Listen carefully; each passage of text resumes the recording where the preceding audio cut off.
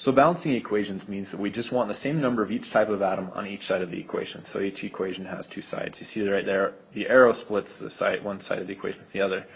Here, if you can see on number 1, we have 2 nitrogens on the left side, right there, and 1 nitrogen on the right side. So we have a problem. We need to balance that.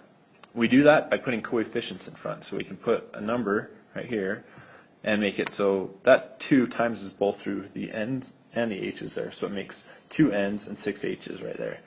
So now we have 6 H's on the right hand side, but only 2 on this side. So we're going to put a 3 right there. Now we have 6 H's and 6 H's, 2 N's and 2 N's. Let's move down to number 3. Number 3, we have 1 Na right here on the left side and 1 Na on that side.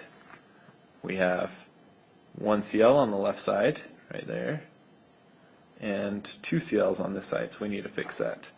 So we're going to put a 2 right here, so now we have 2 Cl's on the left side, but we also have 2 Na's on the left side now, so we're going to put a 2 right there. Now that makes 2 Na's on the right side, but then it also makes 2 F's on the right side, but that's okay because we have 2 F's on the left side right there, as you can see. So now it is balanced. The next one here we're going to do, let's do number 5 here. You see we have 1 Pb right there and 1 Pb right there, so that's good.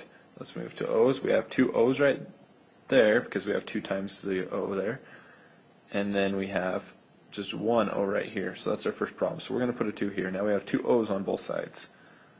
Then let's move to H's. We have 2 H's right there plus 1 H right here, so we have 3 H's on the left side, and we now have 2 times 2 or 4 H's on the right side.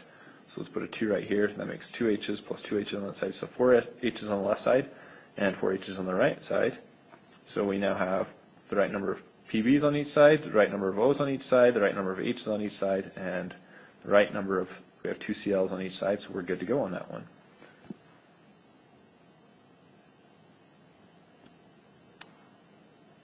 Let's do this next one, number 6. So we have AlBr3, and K2SO4 goes to KBr, and Al2SO4 3.